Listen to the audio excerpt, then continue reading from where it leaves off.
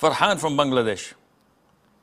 Assalamu alaikum, Sheikh. Alaikum assalam wa rahmatullah. Sheikh, is it mandatory to wash our hands and nose after we wake up from sleeping? The hadith is an issue of dispute because the Prophet said, alayhi salatu, no one should dip his hand in the bucket before washing it 3 times after waking up, because he does not know where his hand spent the night. And for rinsing your nose, the Prophet said, when one of you wakes up, he should rinse his nose 3 times and blow his nose, because shaitan slept over there. The majority of scholars say that this is highly recommended, it is not mandatory.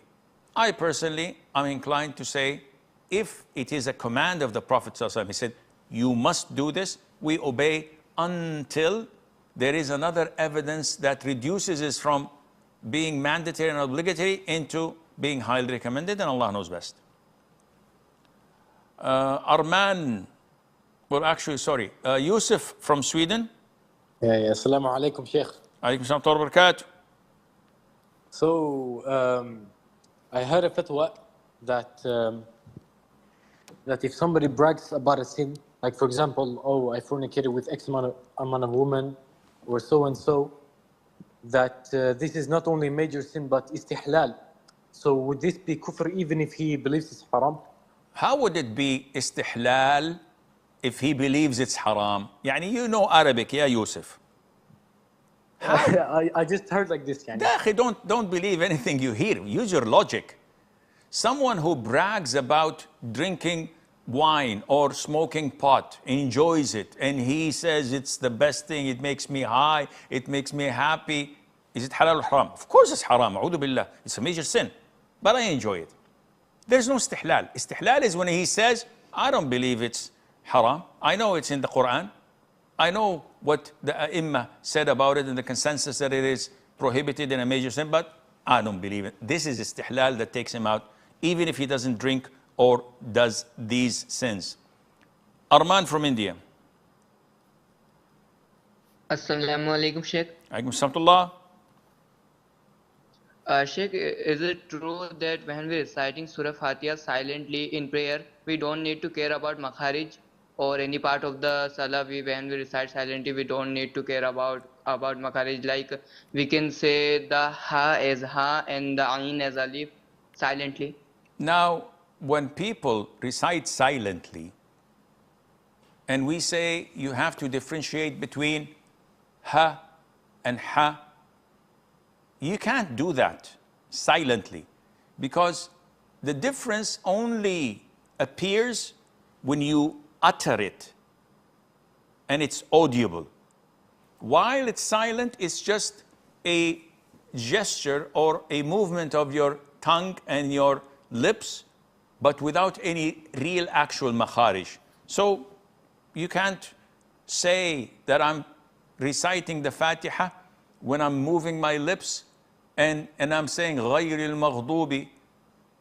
You can't tell it's gha, because you don't see what's inside and the air is not being articulated to produce a sound of gha or kha or ain or and the likes. So yes, it is true that the makharij, when reciting it silently, is not as accurate or even as audible or known to be true. You can't tell when it's silent than when it's audible. Fatima from the Emirates.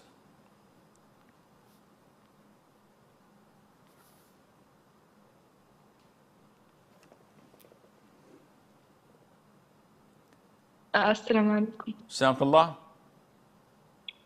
So, if someone lives near a masjid and when the imam is like offering the loud prayers, they can hear the loud recitation like very clearly. But like if they're women and they don't pray in the masjid, can they complete on doing their chores in the house, or maybe turn on the TV, or they should listen to the imam reciting the Quran? As long, yeah, Fatima, as long as a person is not with the congregation in the prayer, he's not obliged. If I'm sitting in my car and I'm a traveler and I already did my Maghrib and Isha and they're praying Isha, and in the loudspeakers they're reciting the Quran, I'm not obliged to listen to them. I can make a phone call, I can do whatever I want. So if you're at your home, you can do your chores and do whatever you want as long as it's halal.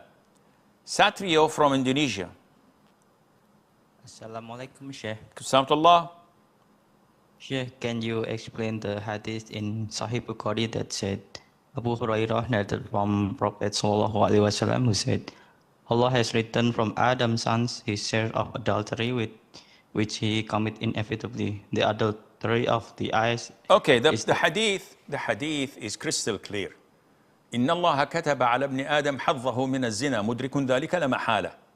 The Prophet said that Allah Azza wa Jal has preordained that the son of Adam would fall into his divinely decreed part of fornication, and he will fall into that. And then he explains that what is my part of fornication? He says, the eyes commit fornication, and their fornication is to look. The hands commit fornication, and their fornication is to touch. The feet commit fornications, and their fornication is to walk. And the private part either verifies this or it doesn't. Meaning if you take the whole process and follow the whole 9 yards by looking, by listening, by talking, by touching, by flirting, then you go to third base. This is your zina. But if you don't, then the portion of it would be registered, but it's not the whole thing that is the major sin. It's part of that, and Allah Azza wa Jal knows best. This is all the time we have for tonight. Tomorrow, Sunday, it's going to be a rerun because they have another program they need to use and utilize the studio for. So we will meet live, inshallah, again on Saturday. And until then, I leave you fi amanillah. Wassalamu alaikum wa rahmatullahi wa barakatuh.